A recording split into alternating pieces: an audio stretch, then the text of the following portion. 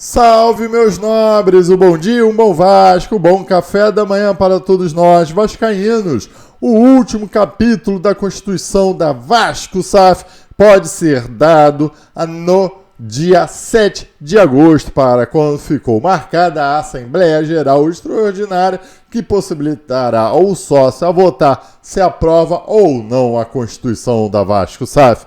Ontem teve a reunião do Conselho Deliberativo. Vamos falar sobre esta reunião, bem como vamos falar sobre esse novo processo judicial movido por alguns beneméritos e a nova liminar ali conferida. Será que ela assustaria todos os atos da Vasco SAF?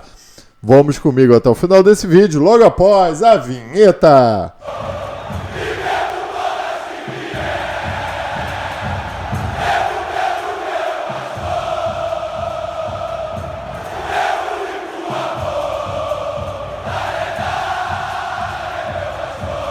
Bom dia, meus nobres, sejam muito bem-vindos ao Marca Vasco. Eu sou o Sérgio Marca e hoje eu quero te ver em São Januário. Estarei ali na arquibancada para torcer pro nosso Vascão, porque pode ter SAF, pode ter festa, mas o que importa é o futebol e o acesso à Série A.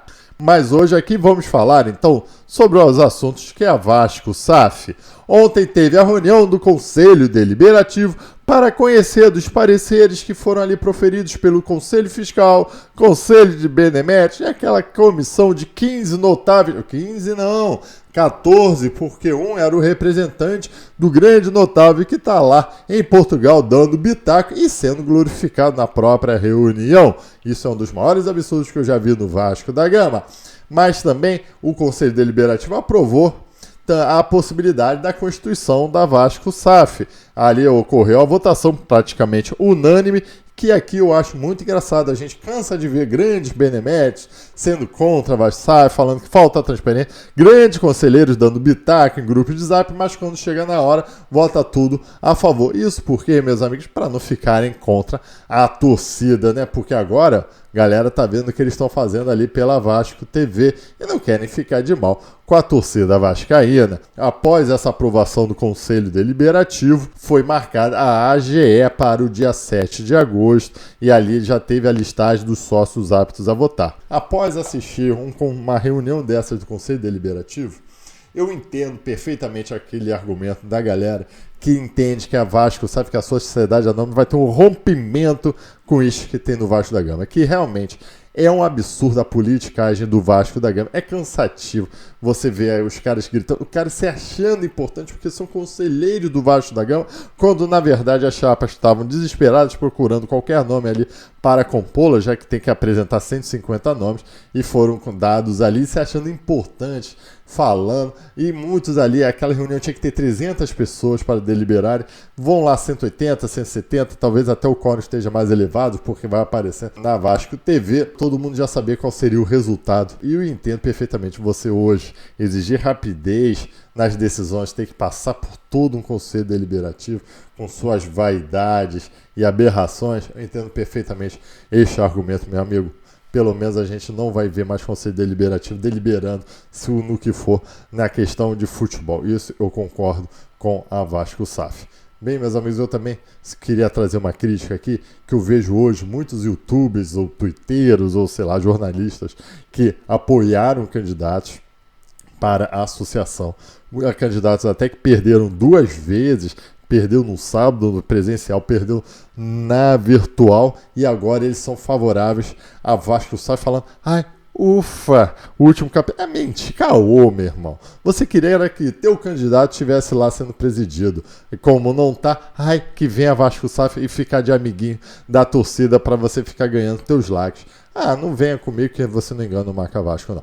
Beleza, meus amigos? Aqui acho que era esse ponto que teríamos que falar sobre o Conselho Deliberativo. Realmente é cansativo você assistir uma reunião dessa e você acaba até desanimando de torcer para o Vasco da Gama quando você começa a assistir e a ver nas entranhas dessa política do Vasco da Gama. Mas o fato é que também, agora indo para a segunda parte do vídeo, já pedindo o like de vocês, que muito nos ajuda aí a subir neste YouTube, de meu Deus, um grupo de talvez 5 beneméritos ajuizou uma demanda judicial pretendendo ver os contratos que serão assinados ou que já foram assinados pelo Vasco. Isto porque este processo judicial ocorre em segredo de justiça, ou seja, todos os seus atos e decisões só são expostos para as partes e seus advogados constituídos no processo. Mesmo eu entrando no processo eletrônico do Tribunal de Justiça do Rio de Janeiro, você não tem acesso a essas decisões. Então estou aqui dando a minha informação do que eu pude apurar no andamento do TJ e bem como está circulando uma última folha da tal decisão, que ali consta o dispositivo desta nova liminar. Me parece então que esses 5 conselheiros, isso eu li em algum grupo de Zap, ajuizaram uma demanda para ter acesso às documentações e já perderam, já teve sentença de improcedência. Aí eles recorreram, apresentaram uma apelação e entraram com pedido de efeito suspensivo e antecipação dos efeitos recursais daquele recurso. Ou seja, entrou numa segunda instância já para pedir uma liminar. E o desembargador assim o concedeu. Eu acho meio bizarro isso no mundo jurídico hoje, que você tem uma sentença de procedência numa cognação exauriente, ou seja, o juiz ali viu todos os argumentos ali levantados, julgou improcedente, vai o desembargador conferir uma liminar sobre esta sentença de procedência. Isso eu acho um instituto muito bizarro no direito processual civil. Mas enfim, assim eles conseguiram uma liminar para ter acesso à documentação, onde o Vasco, quando for intimado, apresente os contratos e outros documentos em um prazo de 48 horas sobre as medidas cabíveis. Guardem estas medidas cabíveis, que advogado é tudo malandrão, tá? Assim, muitos perguntam, será que a reunião de ontem do Conselho Deliberativo teria que ocorrer? Até teve um benemérito, se não me engano, pediu palavra, alegou que os beneméritos tinham que ter acesso à documentação e se retirou da reunião e ela continuou normalmente. Imagino que sim, porque a liminar fala que teria que dar acesso à documentação. Não falou nada que a Assembleia tinha que ser paralisada e principalmente não fala nada que a futura Assembleia também nem sequer deveria ser marcada. Mas ela vai continuar sendo marcada, então todos os atos deliberativos para a constituição da Vasco-SAF, a princípio, podem continuar, até porque o Vasco ainda não foi intimado desta decisão. Bem como também, eu acho que assim, quando o Vasco foi intimado desta decisão, ele tem um prazo de 48 horas para apresentar a documentação. Para somente apresentar. Ou você chama esse benemérito numa sala e fala, olha, vocês têm aí o dia inteiro para ler o contrato. É só para você franquear. Você não permite nem cópia, nem nada. Ó, lê aí essa documentação. Não vai poder tirar cópia. Não. Ao meu ver, eu acho que não permite isso. Apenas você está franqueado aí, você está lendo aí o contrato. E tem 48 horas para isso. E se o Vasco não cumprir? Serão tomadas as medidas cabíveis. Quais? Quais as sanções? Uma liminar, ela tem que ser composta pela sanção, até para o Vasco ponderar o seu risco. Medidas cabíveis, sabe o que vai ter que ser feito? Esses beneméritos vão ter que peticionar para o desembargador proferir uma nova decisão, uma intimação do Vasco da Gama, e assim a Vasco-SAF já estará constituída. E qual vai ser a sanção conferida para o Vasco? Não sei, vamos aguardar. O desembargador, assim, monocraticamente, ele não pode conceder nenhuma sanção. Então, ou seja, se o Vasco não cumprir, ao meu ver, ele não pode sofrer nenhuma sanção. E com isso, imagino até que os advogados do Vasco da Gama vão jogar com este argumento. O fato é que esta liminar hoje, ela não afeta em nada no procedimento da constituição da Vasco-SAF.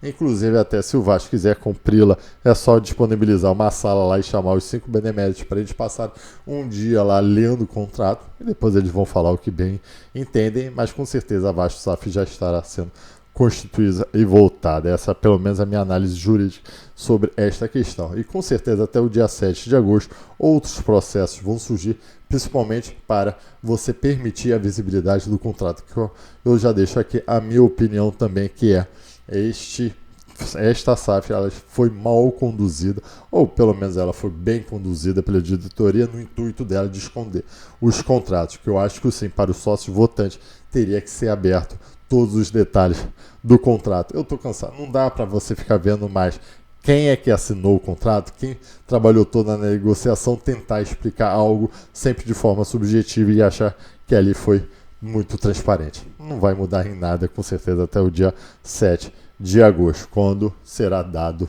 o último passo para a constituição da Vasco-SAF. E aqui eu já dou a minha observação. No dia seguinte, que for constituída a Vasco SAF, a associação Clube de Regatas Vasco da Gama, a associação entra com pedido de recuperação judicial para possivelmente negociar com os credores que ainda não estão lá no regime centralizado de execuções, tanto na trabalhista quanto na civis. Vocês querem ver que já devem estar preparando esse pedido de recuperação judicial do Clube de Regatas Vasco da Gama. Enfim, meus amigos, eu acho que é esse o grande risco que nós corremos, o clube ficar à míngua, mas vamos aguardar aí, o futuro nos dirá. Bem, meus amigos, muito obrigado. Larguem o dedo nesse like, não esqueçam, por favor, se inscrevam no canal. Tchau e saudações vascaínas!